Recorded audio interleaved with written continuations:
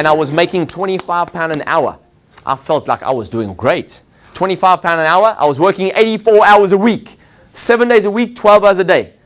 My boss used to make me take a day off every 2 or 3 weeks because I just looked tired. And I'd say, no, I don't want to take a day off. I need the money. Because he didn't know that I was 65 grand in debt at that point. And I was sleeping on my friend's couch in Acton, and I was addicted to cocaine by this stage, and I was suicidal. And I had to work to pay off my debt and to feed my habit. And I hated my life. I hated myself. I used to look in the mirror and I was disgusted. In 1988, I heard Brian Tracy say on cassette tape, when he used to put a cassette tape in the cassette machine, and Brian Tracy used to say, stand in front of the mirror and say, I like myself 5 times, because your self-esteem is directly correlated to your level of success in life. And I used to arrive at the mirror in 1988. I'd look in the mirror and I'd say, I'll see you later. I'd come back the next day, I'll see you later. It took me about 6 months to actually start saying that to myself. Now, 11 years later, I couldn't even look in the mirror. I was disgusted with myself. All of these books, all of this information, and still I was unhappy. How many of you think knowledge is power? Raise your hand nice and high if you think knowledge is power. Put your hand nice and high if you believe knowledge is power. That is BS. That's BS. That is BS. Let me tell you why. And not the kind of BS you think. Not the kind you have to avoid in the field.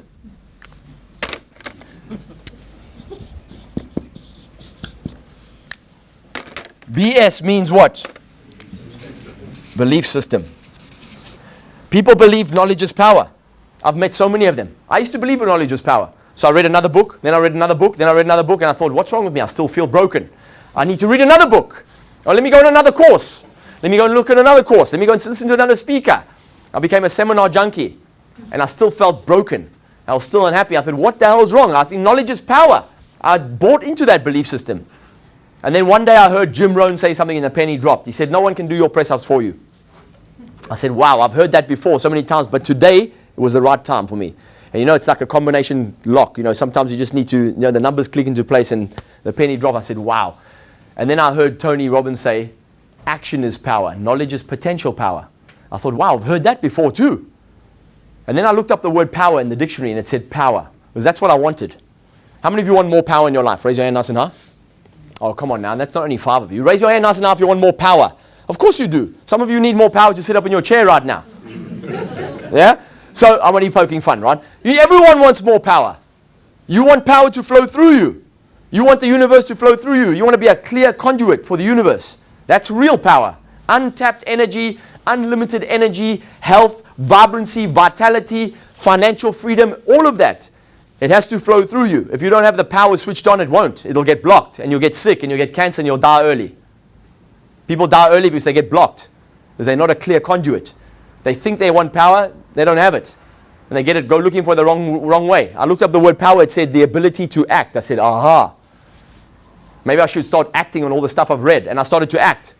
I began acting on it. And 4 years later, I was a millionaire in South Africa. I was living a millionaire lifestyle. 4 years after I arrived in 1999, 65 grand in debt, sleeping on my friend's couch, addicted to cocaine. 4 years later, I was standing in front of the Natal Sharks rugby team. One of the best rugby teams on the planet. They had 8 Springboks in that team at that time. And I coached them for a whole season. And we took them from the bottom of the log to the top of the log. And I was standing in front of them one day, the very first time I stood in front of them, and I was having 2 conversations with myself. Because I was teaching them what I knew, and at the same time in the back of my head I was saying, wow, look there's Albert van der Berg. Oh my God, there's John Smith. Oh, there's Butch James. I got goosebumps thinking about that moment. I can remember it. I was having 2 conversations. I was so amazed I was standing in front of these guys. Because I'd been watching them for years. And I taught them what I'd learned from Tony and from other people, and they had a smashing season. Now, I'm not telling you that to impress you. I want to tell you that because it's amazing what happens when you take action. It's amazing what happens when you take action. You see, coming back here, if you don't keep working on this here, and you don't keep growing, and you don't keep looking for ways where you can grow, and you don't keep looking for ways where you are not being served by your own program, by your own DNA, by your own nervous system, if you don't keep looking for ways to grow and get better and master your life, because it's all about mastery, right? Self-mastery, life mastery. If you don't keep doing that, you could get to a place where you're very successful. You could have a great business. In 2004, 2005, I had an amazing business. I was getting flown all over South Africa to speak to companies, the banks, the biggest banks in the country, some of the biggest brands in the world, They were putting me in front of their audience, in front of their teams, in front of their management teams. I was doing all these great workshops with them. I was getting paid an amazing amount of money. I was playing golf 3 times a week. I had a house that overlooked the sea, 180-degree sea view. Every morning I'd walk out onto my deck at 5 o'clock to watch the sun come off the sea, and I'd bounce on my trampoline and say, good morning, it's great to be alive. Today's my favorite day. Thank you, I'm so blessed. I watched the sun come off the sea. I was blessed. I had this amazing house, beautiful garden, big swimming pool. My office was under my house, big double car garage, 2 beautiful cars, making amazing money. I pinch myself every morning. I used to say, wow, I'm so blessed. However, that's not the end of the story. Because if you don't keep working on this, doesn't matter how strong you are, doesn't matter how fit you are, doesn't matter how powerful you are, you could have the biggest, the strongest will in the world. If you are in the wrong environment will always be more powerful than will. You should write that down. It's a very important phrase. Environment will always be stronger than will. I'll give you a good example of this. I went back to South Africa and I wanted to change South Africa. I wanted to bring what I'd learned back to SA. South Africa was going through a transition. Mandela had just been declared president just very, very short time before that. It was a major transition happening there. And I went back there and I said, I want to make a difference here. So I got back there and I launched my business, speaking, coaching, and training. I thought there's very few people have had the kind of experience I've had. Very few people have had the kind of training I've had from, people like Tony and the training I'd had, the money I'd spent. By that stage, easily £100,000 of my training, of my education by that point. And what had happened was, I got back there and I said, how can I make a difference? And my business exploded. Within 4 years, I was a very well-known person around South Africa. I couldn't go anywhere. People were recognizing me all the time. Here's the challenge though. I was now in an environment and I was trying to shift my environment, and no matter how much intention I had, and I had great intention, lots of certainty, very strong guy, you can tell I'm pretty intense, right? And in spite of that fact, I put myself back in an old environment, a toxic environment. All my old buddies who were still doing the stuff that they used to do when we were younger. And no matter what my great intention was, environment's always stronger than will. And what happened was, I made one tiny slip, and that tiny slip toppled the domino, and that domino toppled all the dominoes. It was 2004. Within 4 years, I decided to come back to England in 2008 because I wanted to bring my business international. But by this stage, I had already gone backwards. I went to a party one night, and I thought, was with my old buddies. I looked around and I said, who's going to know? No one's going to know. It's only me, right? No one's going to know. I got high. I thought, wow, what are you doing? The next morning I woke up, I beat myself. I said, what would Tony say about you now? Because by this stage I was already in Tony's leadership program. And I said, what would you say? What would your Robbins family say about you now? I said, no one will know. But I knew. It was 5 years. I went backwards in one step. 2 weeks later, I did the same thing. I told myself the same thing. No one will know. Before I knew it, I was having an affair. All my old demons popped out because I didn't keep working. My head got too big because my business was exploding. People were recognizing me everywhere. My ego got too large. And before I knew it, I was going backwards fast. 2004, I told you I was living a millionaire lifestyle in South Africa, living in a 3 million rand house, being paid an amazing amount of money, getting flown all over the country. In 2010, 6 years later, I had to sleep in Euston Station because I had nothing. I lost everything. I had to learn to live on £1 a day. I was eating porridge 3 times a day because that's all I could afford. And I was too proud to pick up the phone and call my friends because they knew what I'd achieved. And I thought, how can I tell them I've failed? And how can I tell them I've lost everything? How can I tell them I've, the word that I want to use, messed it all up? And I used to tell myself that old thinking came back, and I gave myself such a hard time. You've got to keep working on this, my friends, all the time. You've got to keep growing. Because if you're not growing, what happens is you start going backwards. Before you even know it, you've gone backwards. In today's world, in today's business world, correct me if I'm wrong, business owners, if you're standing still in today's business world, you've gone backwards already. You have to keep moving forwards all the time. So let me tell you the good part about the story. Right? Some of you, everyone take a deep breath and relax.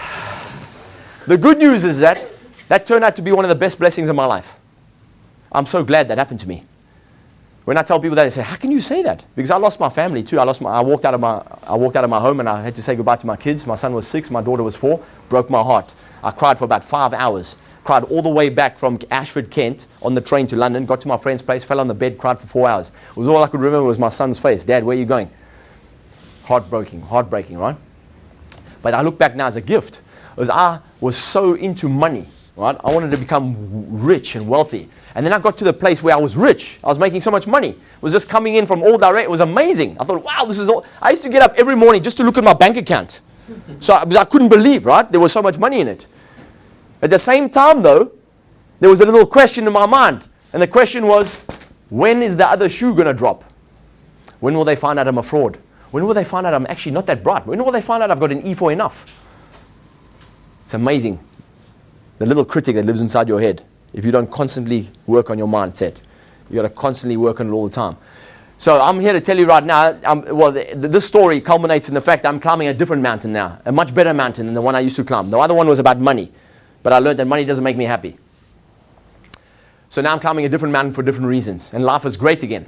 Got a beautiful new lady sitting here, Sarah. We've got 4 kids between us. I've got 2 great kids. My son is 14 now. My daughter's nearly 12. She's got a 13-year-old and a 15-year-old, and the 4 of them got on like a house on fire. And we have 4 kids for one weekend, then we have a weekend off. We need it.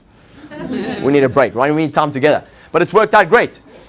She gets on so well with her ex. I get on well with my ex, and it's a fantastic situation. We've created a great life. Now, what can I share something with you? I want to share something with you that you can take away here today. Your SEE, right? Whatever that is, and your belief system that you've developed. You've also got something else.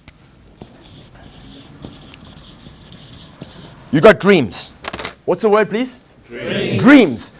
How many of you have got a dream that it's so big and so outrageous you actually don't even like sharing with the people in your own family? How many of you got something like this? Yeah? Fantastic. Me too, right? Because you think, wow, what happens if I share with them? They're going to say, oh, don't be so silly. That's never going to happen, right? Because maybe you shared something with them in the past and they shot it down. How many of you had that experience before? Yeah. So I would agree with you. Only share the stuff, the good stuff, with the people you know who's going to fan your flame. You know they're going to say, hey, wow, that sounds amazing. I'm inspired by that, right? And they know you're going to make it happen. And they're willing to support you in making it happen. In spite of the fact that we all have great dreams, we also have what? You know, this is just a word, and I always tell kids, and I do a lot of kids, I've spoken a lot of schools around the world, and you know, I always say to kids, I say, listen, if there's one thing I teach you today, that failure, you must take this out of your vocabulary. Failure means learning. I say, go to the dictionary and cross this word out and put learning. Absolutely. Right? Failing forwards, John Maxwell said. Fail forwards, right? You have to fail. Tom Peters, the great management guru, he says, if you haven't failed miserably 3 times by the time you're 40, you better get started. You better get started. Right? So